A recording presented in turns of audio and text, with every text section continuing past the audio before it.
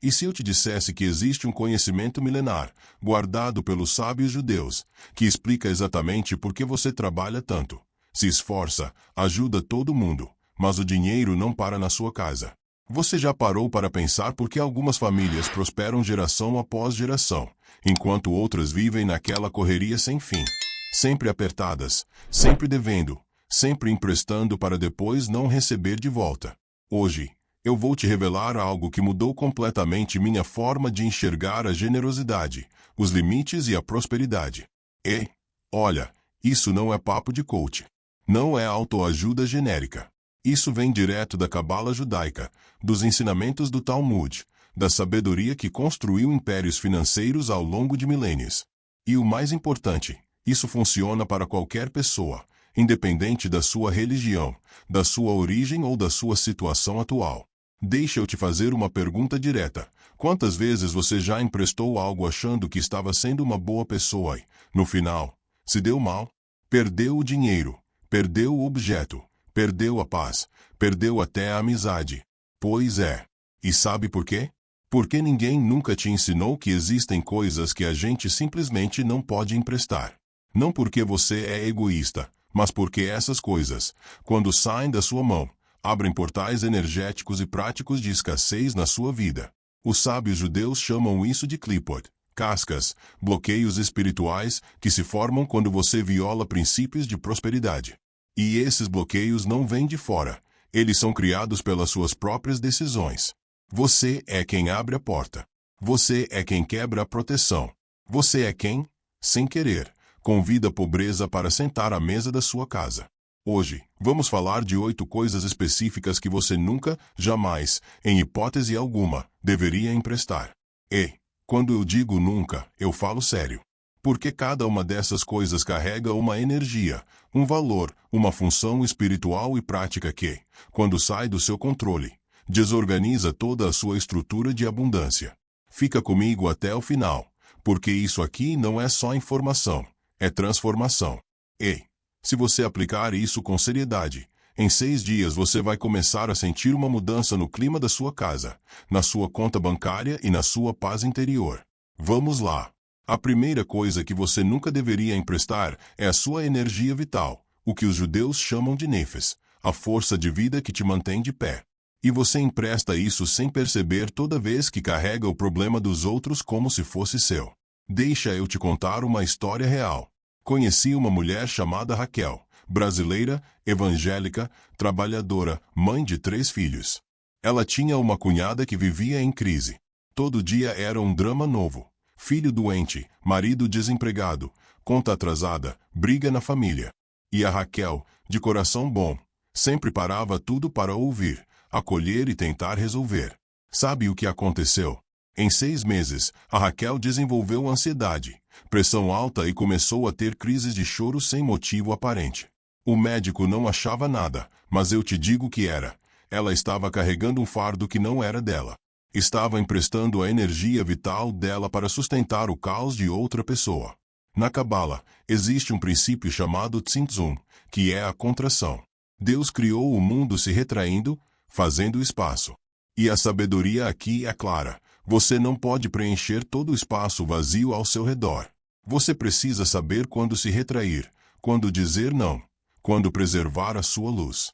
O Talmud ensina que quem não cuida da própria alma não tem alma para cuidar de ninguém. Parece duro, mas é a verdade. Quando você se esvazia tentando encher os outros, você não ajuda ninguém.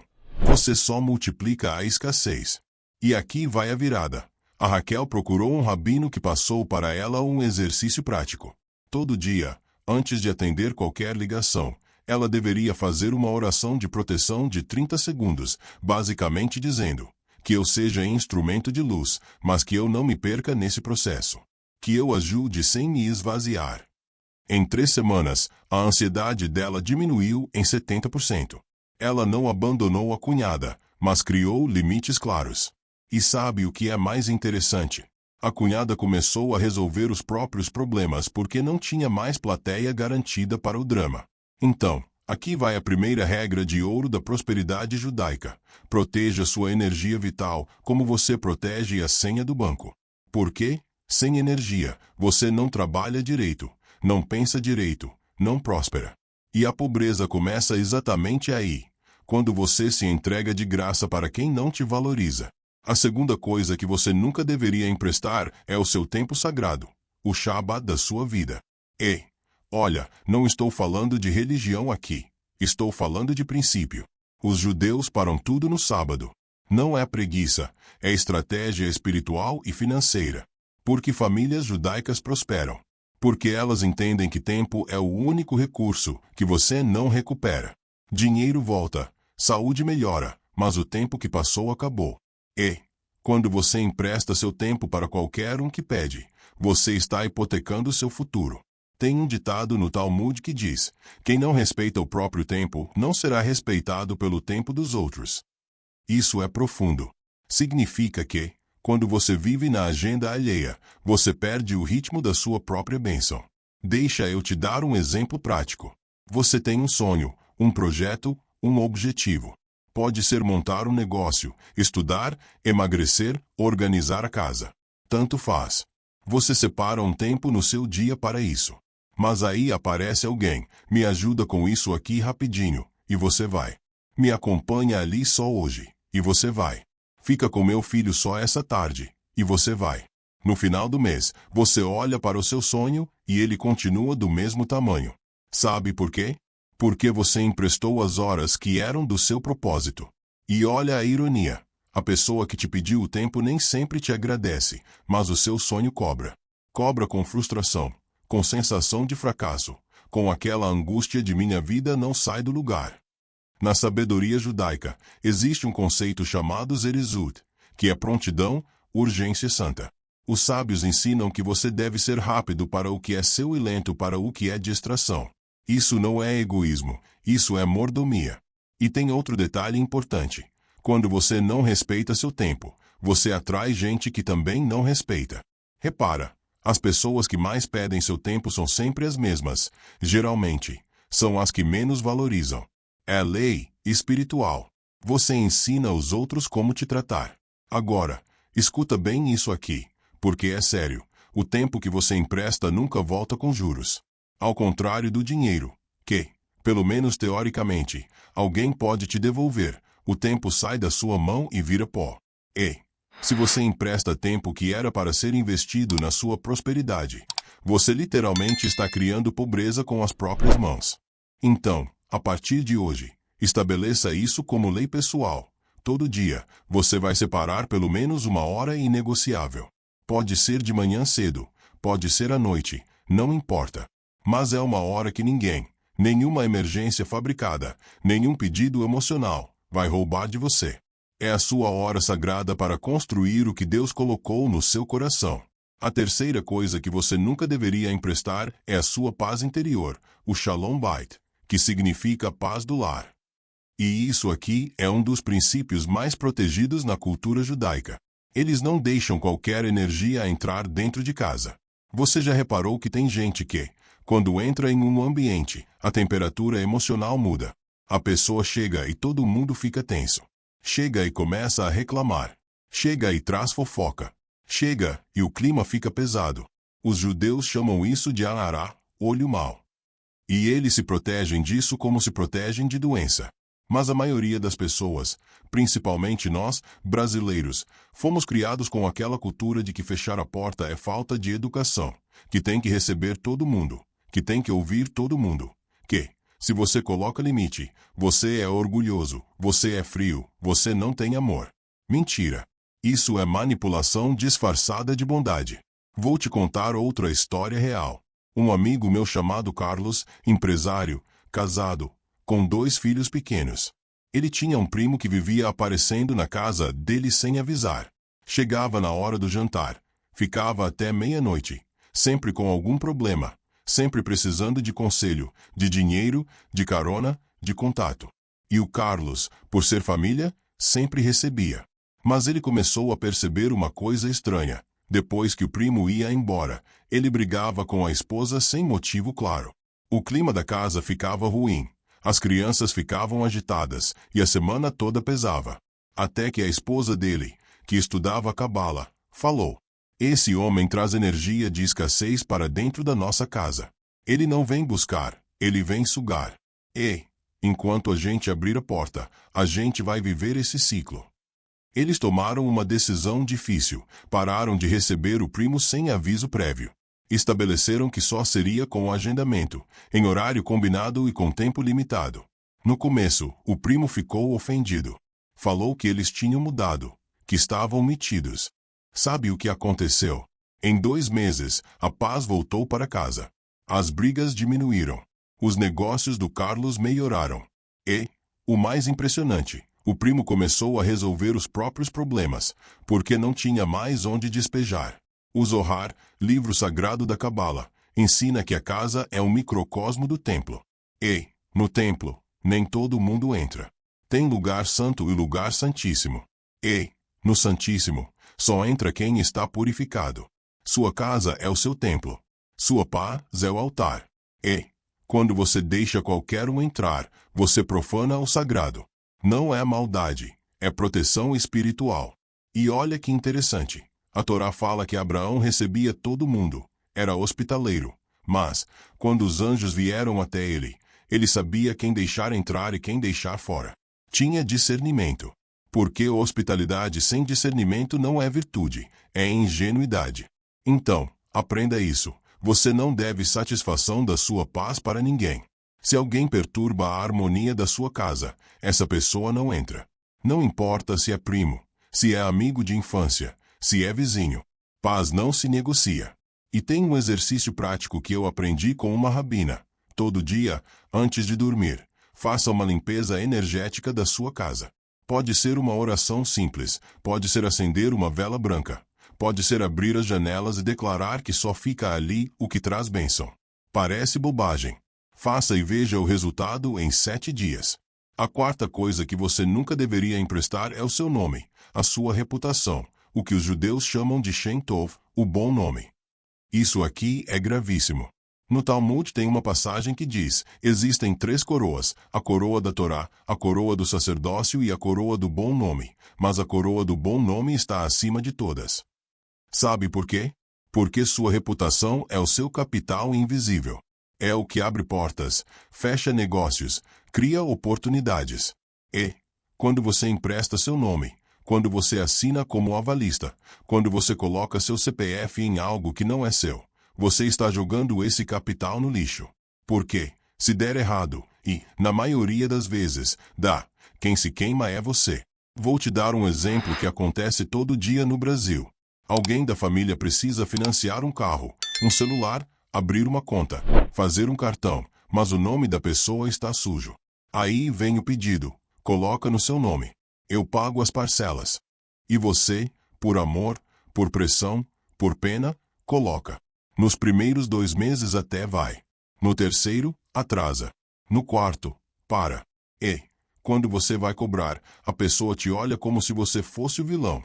Nossa, por causa de dinheiro você vai brigar comigo. Não. Não é por causa de dinheiro. É por causa de caráter. É por causa de responsabilidade.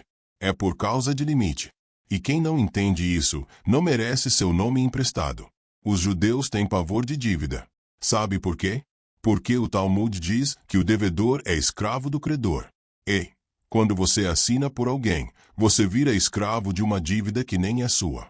Tem um versículo em Provérbios que diz: o homem falto de entendimento dá a mão e fica por fiador do seu próximo. Repara, falto de entendimento. Não é bondade, é falta de juízo. E aqui vai a real. Se a pessoa precisa do seu nome, é porque o nome dela não vale nada no mercado. E, se o nome dela não vale, existe motivo. Pode ser irresponsabilidade, pode ser má gestão, pode ser falta de compromisso. E você não vai consertar a vida de ninguém emprestando o seu CPF. Deixa eu te contar um caso extremo. Uma senhora de 62 anos, aposentada, colocou o nome para a cunhada comprar uma moto. A cunhada sumiu, parou de pagar, e a senhora teve o benefício bloqueado. Passou 6 meses indo a fórum, a advogado, a banco. Perdeu a paz, perdeu dinheiro com o advogado, quase perdeu a aposentadoria. E sabe o pior? A cunhada nunca pediu desculpa. Ainda teve coragem de dizer que a cobrança estava exagerada. Então, grava isso no teu coração. Seu nome é sua herança espiritual. Na tradição judaica, quando uma pessoa morre, o que fica é o nome. E esse nome carrega bênção ou maldição, dependendo de como foi usado. Não empreste seu nome. Nem para mãe, nem para filho, nem para ninguém. Se a pessoa não tem crédito, o problema é dela. Você não é banco. Você não é ONG. Você não é salvador. E quem tenta ser acaba quebrado. E, antes que você pense que isso é frieza, deixa eu te falar uma coisa. Existe diferença entre ajudar e assumir responsabilidade alheia. Ajudar é você dar uma cesta básica, é você pagar uma conta pontual, é você ensinar um caminho. Assumir responsabilidade alheia é colocar seu futuro em risco por decisões que não são suas. A cabala é clara. Cada alma tem sua própria correção. Quando você interfere na correção de outra alma, assumindo o que é dela, você atrasa a jornada dela e complica a sua. A quinta coisa que você nunca deveria emprestar é o seu dinheiro sem clareza, sem contrato, sem testemunha. E olha, isso aqui não é falta de confiança, é sabedoria milenar. No Talmud existe um tratado inteiro chamado Baba Metzia, que fala sobre empréstimos, dívidas e garantias. E uma das regras de ouro é: todo empréstimo precisa de testemunha ou documento. Sabe por quê? Porque a memória das pessoas é seletiva, principalmente quando envolve dinheiro. Você empresta R$ 5.000 para um amigo. Na hora, ele é todo agradecido. Promete que paga no fim do mês. Passa o mês, nada. Você cobra, ele pede mais um mês. Passam 2, 3, 6 meses. Quando você cobra de novo, ele diz que eram R$ 3.000, não R$ 5.000. E você não tem como provar. Resultado, você perdeu o dinheiro e perdeu o amigo. E sabe o que é pior? Você criou um bloqueio espiritual de prosperidade na sua vida. Porque, na cabala, dinheiro é energia. E, quando essa energia sai da sua mão de forma desordenada, ela não volta, ela simplesmente se dissolve. Os sábios judeus ensinam que tzedakah, que é a caridade, é diferente de alvaá, que é empréstimo. Caridade você dá de coração, sem esperar retorno. Empréstimo é um acordo. Tem regras, tem prazo, tem condições. O problema é que a maioria das pessoas mistura as duas coisas. Você empresta achando que é caridade, mas, no fundo, espera receber. E a outra pessoa recebe achando que é caridade, então não se sente obrigada a devolver. E aí nasce o ressentimento dos dois lados. Deixa eu te dar uma regra prática que aprendi com um rabino. Se você pode perder aquele dinheiro sem comprometer sua vida, então dê de presente. Não empreste. Dê. E, se você não pode perder, não empreste. Simples assim. Porque empréstimo entre amigos e família raramente funciona. Sabe por quê? Porque falta a formalidade que cria responsabilidade. Quando você pega empréstimo no banco, você paga porque tem contrato, tem juros, tem consequência. Mas, quando é com primo, com cunhado, com vizinho, a pessoa acha que pode empurrar, que pode dar desculpa, que você vai entender.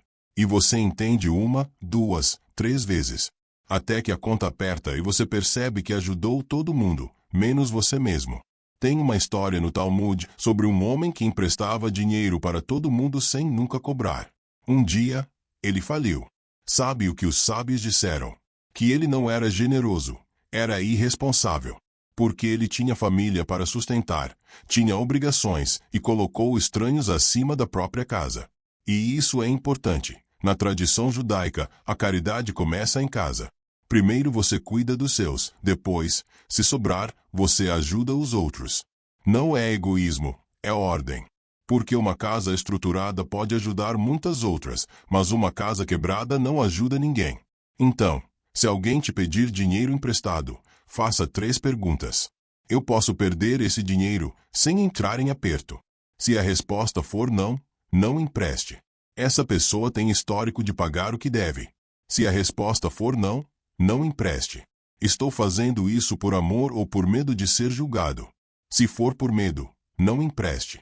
E, se você decidir emprestar, coloque no papel data, valor, prazo, forma de pagamento e tenha uma testemunha, ou registre por mensagem. Parece exagero, não é? É proteção. Porque o Talmud avisa, quem empresta sem testemunha não pode cobrar. Isso é lei espiritual e prática. A sexta coisa que você nunca deveria emprestar é a sua palavra para compromissos que você não pode cumprir. Isso se chama neder, voto. E, na tradição judaica, quebrar a palavra é uma das coisas mais graves que existem. Tem um ditado que diz, o judeu não assina contrato, ele dá a palavra. Porque a palavra tem peso espiritual. Quando você promete e não cumpre, você cria uma rachadura na sua integridade. E integridade é a base da prosperidade.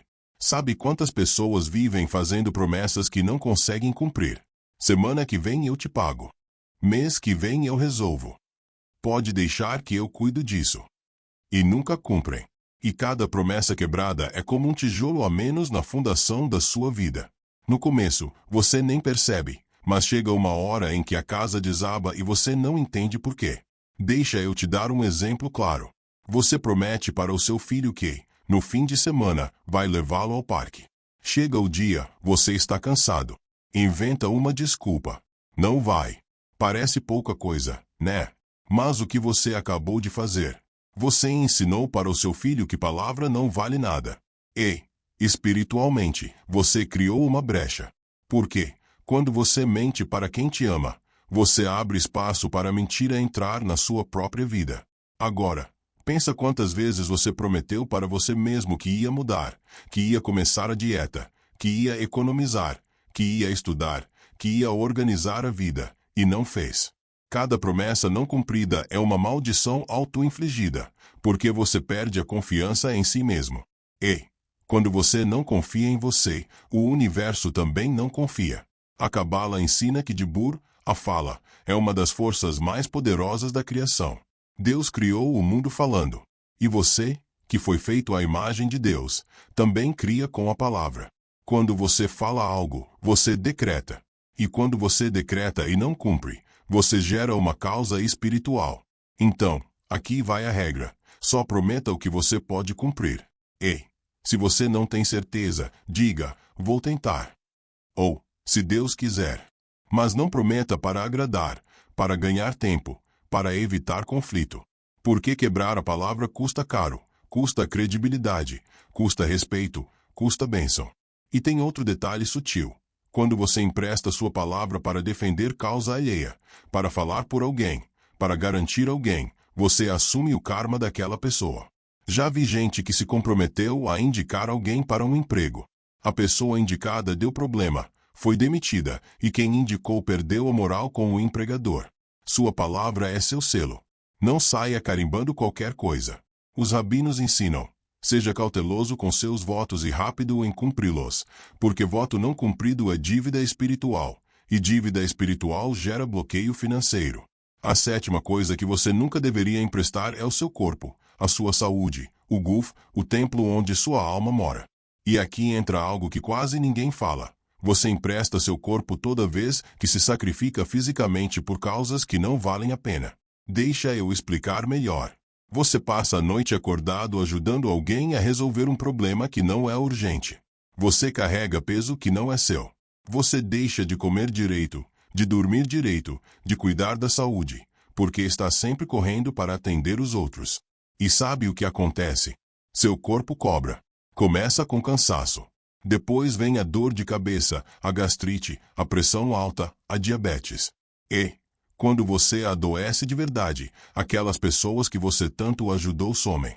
Na tradição judaica, cuidar do corpo é mandamento, não é opcional. O Talmud diz claramente, guarda-te e guarda bem a tua alma. Isso significa que você tem obrigação espiritual de cuidar da sua saúde. E olha que interessante. Nos 10 mandamentos não existe não adoeça, mas existe não matarás. E os sábios interpretam que isso inclui não matar a si mesmo por negligência.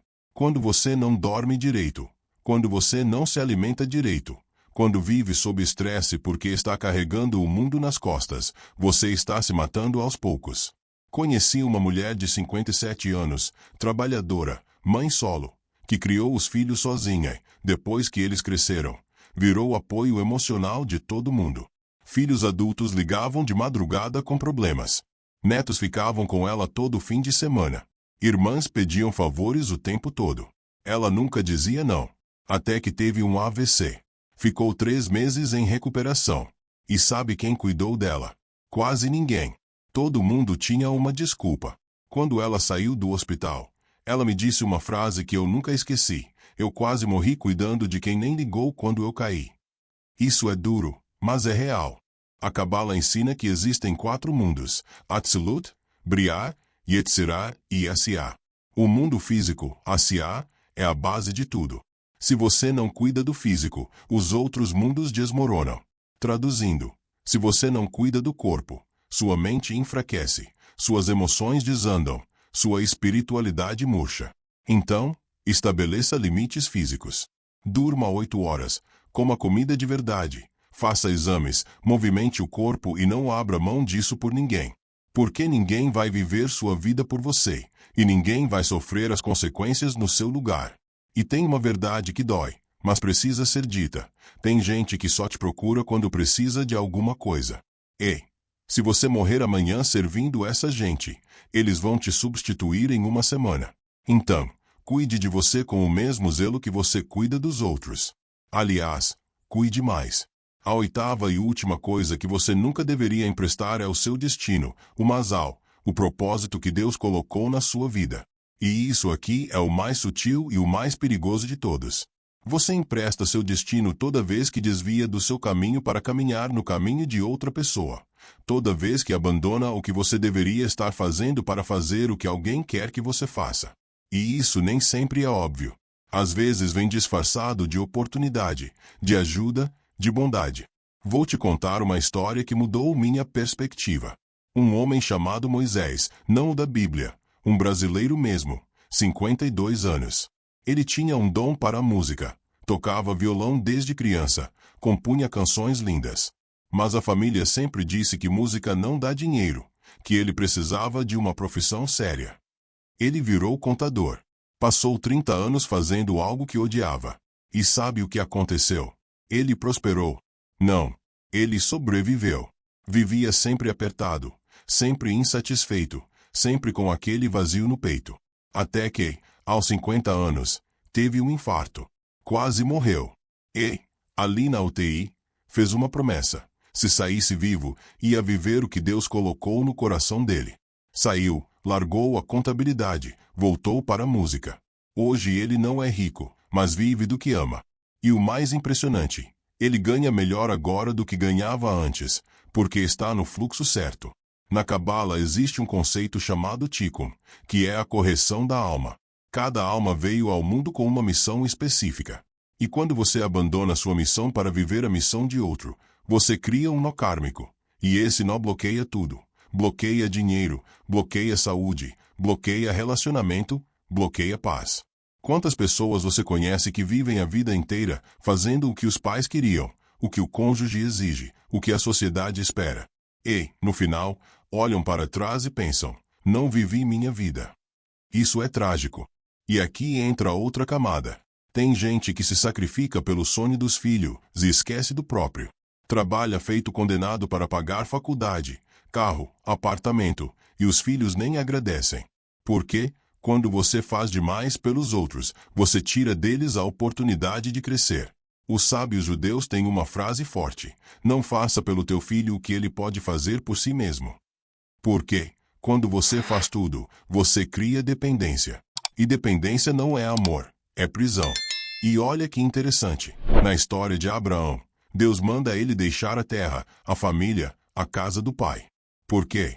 Porque, enquanto ele ficasse ali, ele ia viver o destino do pai, não o dele. E é exatamente isso que acontece com muita gente. Você fica preso no roteiro que outros escreveram para você. Enquanto você não tiver coragem de sair, você não vai prosperar de verdade. Então, pergunte para você mesmo agora, o que eu estou fazendo que não é meu? Que trabalho, que relacionamento, que obrigação eu carrego, que não tem a ver com quem eu realmente sou? E aqui vai o passo mais importante: tenha coragem de abandonar. Não de forma irresponsável, não deixando todo mundo na mão, mas de forma consciente, planejada. Porque você não veio ao mundo para ser coadjuvante na vida de ninguém. Você veio para ser protagonista da sua. E quando você assume seu destino, quando você faz o que Deus colocou no seu coração, as portas se abrem, o dinheiro flui, a paz volta, a vida faz sentido. E agora, chegando ao final desse ensinamento, eu quero que você entenda uma coisa profunda. Essas 8 coisas que eu te mostrei não são regras aleatórias. São princípios espirituais que mexem com a raiz da prosperidade. Porque a pobreza, a verdadeira pobreza, não começa na conta bancária. Ela começa quando você perde o controle sobre o que é seu, quando você empresta o que não deveria, quando você permite invasões, quando você abre mão da sua dignidade, da sua paz, do seu propósito. E a maldição não é um feitiço que alguém jogou em você. A maldição é a consequência espiritual de escolhas erradas repetidas ao longo do tempo. Os sábios judeus ensinam que bênção e maldição são como 2 caminhos. E, a cada decisão, você escolhe para qual lado você anda. Quando você protege sua energia, quando você respeita seu tempo, quando você guarda sua paz, quando você zela pelo seu nome, quando você empresta com sabedoria, quando você honra sua palavra, quando você cuida do corpo, quando você vive seu destino, você anda no caminho da bênção, e a bênção atrai mais bênção. Mas, quando você se perde nessas armadilhas, quando você vive na base da culpa, do medo, da pressão social, você anda no caminho da maldição, e a maldição atrai escassez. Então, hoje, agora, você tem uma escolha.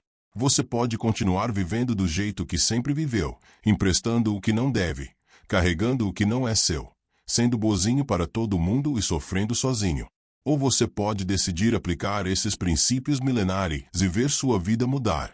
E olha, não vai ser fácil. Vai ter gente que vai te chamar de egoísta. Vai ter familiar que vai dizer que você mudou para pior. Vai ter amigo que vai se afastar porque você não serve mais de capacho. Deixa ir, porque quem te ama de verdade vai respeitar seus limites. E quem não respeita nunca te amou, só te usava. E aqui vai uma promessa que eu faço com base nos ensinamentos da Torá, do Talmud e da Cabala. Se você aplicar essas regras com seriedade, em 30 dias sua vida vai estar diferente. Não estou dizendo que você vai ficar milionário, mas você vai sentir mais paz, vai ter mais clareza, vai começar a ver oportunidades que antes não via. Por quê? Quando você fecha as portas erradas, as portas certas se abrem. E tem algo que eu aprendi estudando a sabedoria judaica. Deus não abençoa a bagunça, Ele abençoa a ordem. Quando sua vida está organizada, quando você sabe o que é seu e o que não é, quando você tem limites claros, a bênção flui. Mas, enquanto tudo está misturado, enquanto você está carregando o problema alheio como se fosse seu, a bênção não tem por onde entrar. Então, comece hoje. Escolha uma dessas coisas e aplique. Se você identificou que está emprestando energia vital, faça aquela oração de proteção todo dia, por 30 segundos. Se você identificou que está emprestando tempo, separe uma hora sagrada que ninguém toca.